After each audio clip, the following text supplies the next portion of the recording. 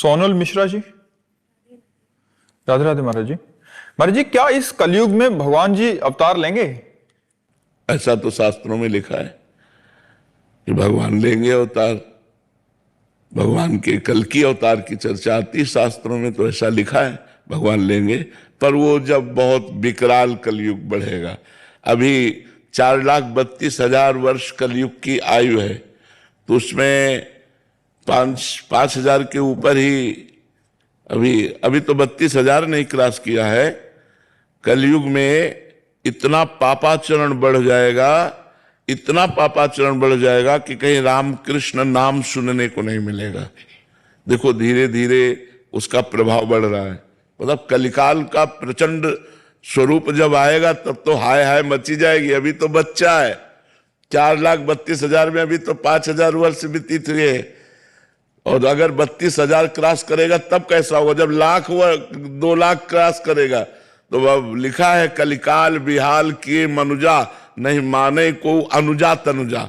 बेटी बहन का भेद खत्म हो जाएगा, पशुवत भोग आचरण शुरू हो जाएंगे, तांडव राक्षसी स्वभाव का। जब ऐसा महाभयंकर पापाचरण होगा तब उस समय भगवान का अवतार हुआ, कल की अवतार। फिर वो दुष्टों का विनाश करके तब फिर सतयुग आ जाएगा।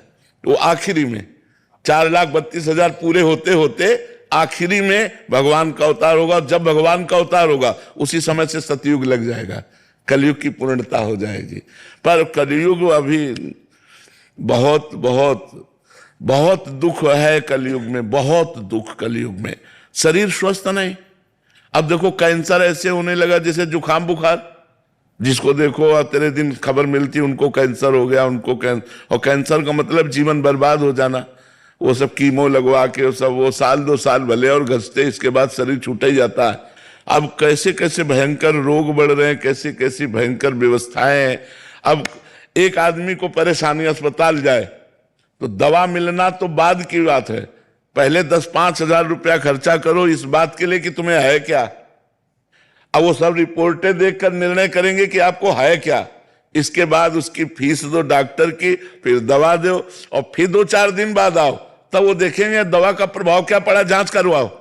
वो जांच में अगर किसान आदमी है ना, वो इतने में उसकी सब, इतना कहां पैसा है किसान आदमी के पास। तो आगे चल करके बड़ा रोगों का तांडव, भोगों का तांडव बढ़ेगा। कलयुग का प्रभाव, सब प्रथाएं, सब पवित्रताएं धीरे धीरे नष्ट होती जाती है। मतलब क्या सुंदर गृहस्थी कि अगर पति को प्राप्त किया तो आजीवन निर्वाह किया, पत्नी का वरण कर लिया, आजीवन निर्वाह किया। यहां लव मैरिज होता साल भर में डिवोर्स हो जाता है।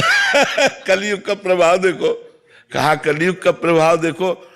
अब जब ये चरित्र आ गए कि पति पत्नी में विश्वास नहीं है, तो फिर मतलब कैसे गृहस्थी चलेगी।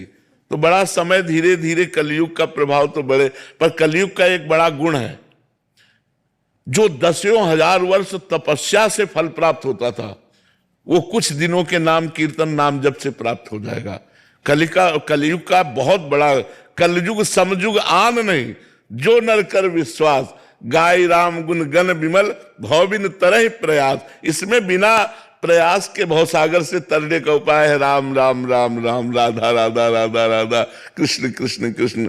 नहीं तो पहले पता चला कि 10,000 वर्ष दाहिने पैर के अंगूठे केवल खड़े होकर दोनों हाथ उठा के मंत्र जप कर रहे हैं, कितनी कठिन तपस्या। तो कलयुग में यह 10 सेकंड नहीं खड़े हो सकते अंगूठे केवल, 10,000 वर्ष तो बाद जाने दो। तो इसीलिए इसमें छूट दे दी गई कि आप नाम जप कर, कलयुग केवल नाम आधारा, सुमिर सुमिर नर उतर ही पारा। भगवान का नाम जप करके आप संसार समुद्र से पार हो सकते हैं। ये कलयुग की विशेष महिमा है। शिवम कुमार सिंह जी, सतना से। श्री हरिवंश महाराज जी। महाराज जी, अगर इसी जन्म में भगवत प्राप्ति करना हो और ये अंतिम जन्म बनाना हो, इसके लिए हमें क्या करना चाहिए? तदर्पिता अखिलाचारिता तद्विस्मरणेन परम व्याकुलते। एक एक आचरण पवित्र और भगवान को समर्पित और निरंतर भगवान का सुमिरन, तद्विस्मरणेन परम व्याकुलते। एक सेकेंड के लिए भी भगवान को भूल जाने पर ऐसी व्याकुलता पैदा होने लगे जैसे मछली को जल से अलग करो तो तड़पने लगती है, ऐसी व्याकुलता तो समझ लो कि हमारा आखिरी जन्म है। जब कोई भी खान पान भोग हमारे भगवान के स्मरण को न रोक पावे, खाते पीते चलते उठते बैठते हर समय तैल धारावत भगवान का चिंतन चल रहा है, तब वो भगवान को प्राप्त हो जाता है। अखंड स्मरण भगवान की निश्चित प्राप्ति करा देता है। तो हमारे आचरण पवित्र हो, हमारा खान पान पवित्र हो, हमारे विचार पवित्र हो और खूब भगवान का निरंतर नाम स्मरण करें और हर कर्म को भगवान को समर्पित करें, तो इसी जन्म में हमारा काम हो जाएगा। अपने को भूल जाओ और भगवान के स्मरण में मस्त हो जाओ, यही परम पद है, यही भगवान की प्राप्ति है। भगवान कहीं दूर नहीं, आपके हृदय में ही बैठे हुए हैं। जितना भजन करेंगे उतने अनुभव होता जाएगा। नहीं तो माया का चद्दर ओढ़े हुए, त्रिगुण माया का पर्दा लगाए हुए हृदय में ही बैठे हैं, कहीं दूर नहीं है। भजन के प्रभाव से माया का प्रभाव हटे तो भगवान का साक्षात्कार हो जाए। हृदय मंदिर में भगवान विराजमान है और जहां उनका साक्षात्कार हुआ, आखिरी जन्म समझो, आखिरी जन्म। रोहित शर्मा जी। श्री हरिवंश महाराज जी। महाराज जी, मैं पिछले 2 सालों से आपकी बातें मानकर राधा नाम जपने का भी प्रयास कर रहा हूं, परंतु मन मुझे बार बार ये कहकर गिराता है कि तेरी तो प्रकट में दीक्षा नहीं हुई, अभी कंठी भी नहीं पहनी, वृंदावन वास भी नहीं है, आचरण भी सही नहीं है, तो तुझे प्रिया प्रीतम नहीं मिलेंगे। ऐसा किसका प्रश्न है?